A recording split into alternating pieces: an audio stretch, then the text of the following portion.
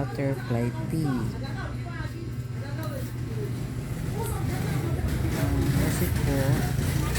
Kasi po nitong last na check up po sa doktor ko ay mataas daw ang BP ko. Ngayon po talaga nagkaka-nervous na po ako talaga sa pang blood pressure. Magpa blood pressure. Ngayon talaga pong ako yung search kung anong pwede kong gawin para bumaba ang BP ko. Kasi nag-over 160 over 100. Pero wala naman po ako nararamdaman. Sabi ng iba, mas masama daw yun. Mas mahirap daw yun. Pero para pong ang experience ko, huwag kang kakabahan kahit ganun yung dugo mo. Kasi po minsan nag 160 over 90 or 100 daw ang dugo ko. Pero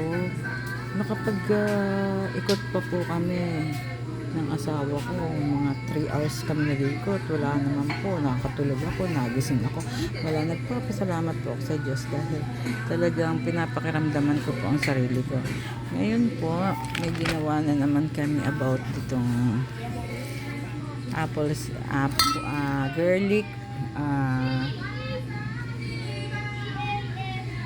garlic pickled through apple cider vinegar. Ganito po ang ginawa diyan ng asawa ko. Binalatan po yung mga bawang, tapos nilagay sa isang garapon, tinakluban overnight. Pwede na daw po siyang gawing candy bukas ng umaga. At ang binili ko pong apple cider ay ito po ang nakita kong organic, kaya siya po ang binili ko, brand. Ngayon po, nag-search ako kung ano-ano po ang benefits ng apple cider. At ito po ang mga nakita ko. Apple cider, magandang panlinis ng mukha. Pwede rin po pala siya, mga kapatid, sa pangpaganda rin kasi panlinis ng mukha. Maganda din ito sa may tagyawat. At pwedeng ihalo sa green tea saka ipahid sa mukha para kuminis at lumambot. Ito naman po ang health benefits ng apple cider.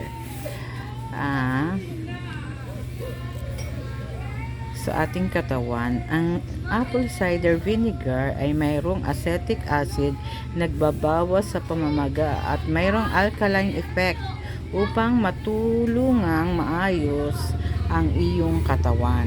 Wow, ang ganda. Ano po? Ang E-Severin ay may antioxidant upang maiwasan ang oxidative na pinasala at maiwasan din po ang oxidative na pinasala at nababawasan nito ang pagkakaroon ng cancer at sakit sa puso. Po mga kapatid, sa panahong ito napakamahal ng gamot, napakamahal ng magpa-check up, magpa-labs, kaya talaga pong search kung ano po ang magandang mga inumin na mga organic.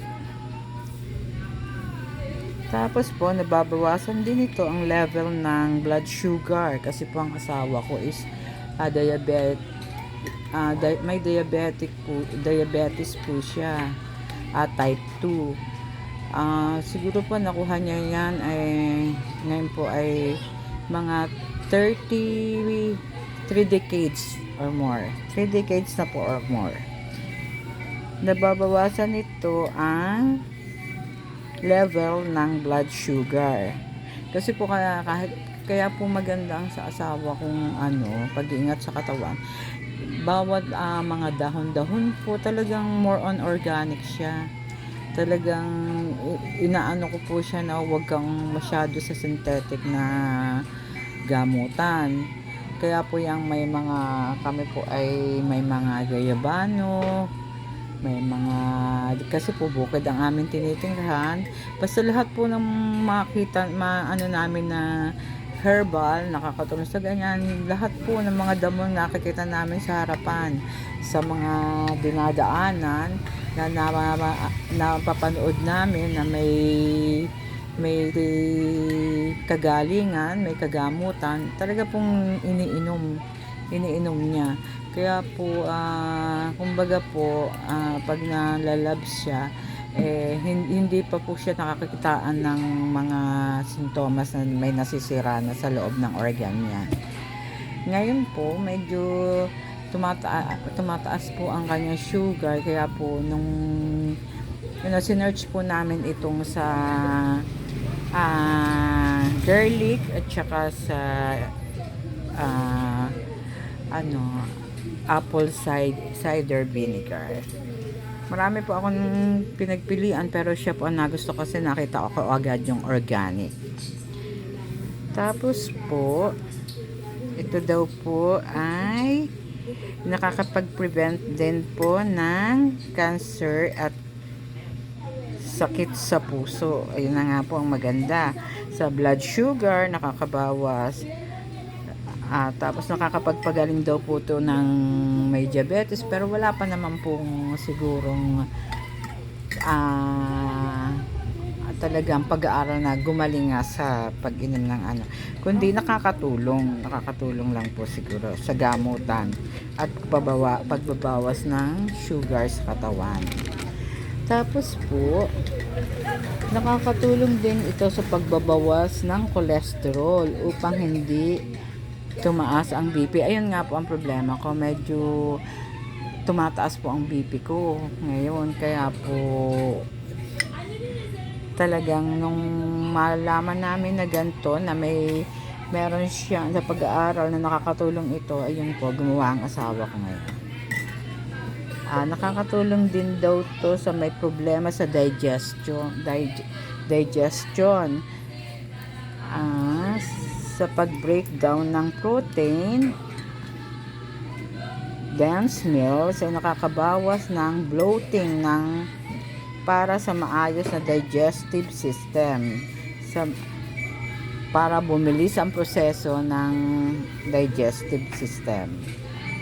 Anong araw ay ipinanggagamot din daw po yan sa sugat, kasi may antimicrobial siya na pinipigilan ng bakterya na makapasok sa sugat. Nakakabawas din daw po ito ng mga kapatid ko ng timbang, sa mga medyo heavy. Yan po, maganda yan sa katawan, kasi ako heavy ako kaya siguro ako po ay medyo mataba talaga. Tumaba ako nitong lockdown. Hindi na po bumalik sa dati, pero ito, nabasa ko rin dito, nakakabawas din daw ng timbang. Wow, napaka interesting nun sa mga matataba, kasi kahit ka mag-exercise hindi agad-agad nababawasan tapos nakakatamad pa minsan. Pwede rin itong gamitin sa balat. Ayan mga kapatid, pampalinis daw at pangalis ng pimples. Maganda rin yan sa mga matitigyawat, anti-aging. Yan, marami talagang gumagasta sa pagpigil ng pagtanda. Ayan po, anti-aging daw ang Pwede rin siyang gamitin sa paliligo. Pwede rin daw po itong ihalo sa tubig sa paliligo, para po ang iyong balat ay maging malambot, kasama na rin po ang buhok. Nakakapagpatubo rin daw po ito ng buhok at nakakabawas daw po sa paglalagas ng buhok. Pwede rin itong ipangmumog to prevent po ng bad breath.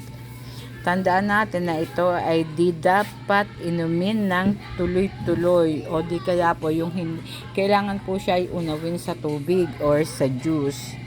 Ang dosage po nito is 1 to 2 kutsara lang isang araw, or 15 to 30 ml, kasi po acid talaga to may acid siya, kaya po dapat siya talaga inihahalo sa tubig at sa juice. Pwede rin isahog sa salad, parang rin po yung typical na vinegar, panlahok sa salad, panlahok sa mga yung yung paksiw. Ang ACV ay mataas at mataas ang acid, ay matapang at mataas ang acid, kaya mag-ingat sa paggamit. Marami rin pong ikokonsidera sa paggamit nito. Ang madaming konsumo po ay nag-e-effect din po siya na pabagalin ang digestive tract at palalain ang gastroparesis. Ito ay ang bloating at heartburn paresis. Yung pong magbo-bloat ka at yung para pong yung pagdighay mo ay napaka-asim, ayun po ang magiging side effect naman to. Huwag din daw po itong ididirekta sa balat kasi nga po ito'y acid. May tendency po tayo na masunog ang ating balat kasi nga po may acid ito. Acidic po yan. Ang pangkalahatan pong Furia dito sa Bragg Organic Apple Cider Vinegar hindi po ako ako ay kumbaga rookie vlogger pa lang, talaga pong nag-aano lang.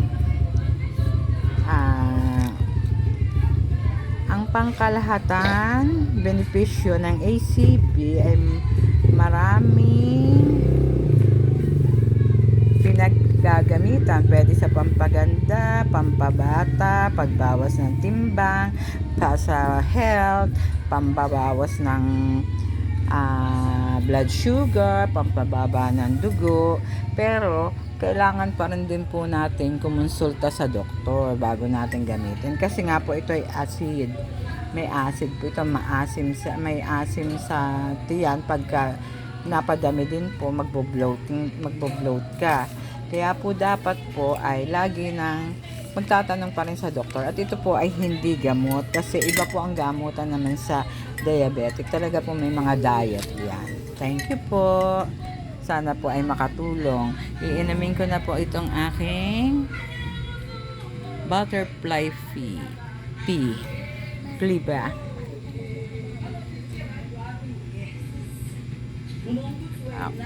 Ayan po. Ito po bukas pa namin iinumin. Kakainin. Gagawin daw po siyang candy. Thank you po. Goodbye. God bless po. Thank you.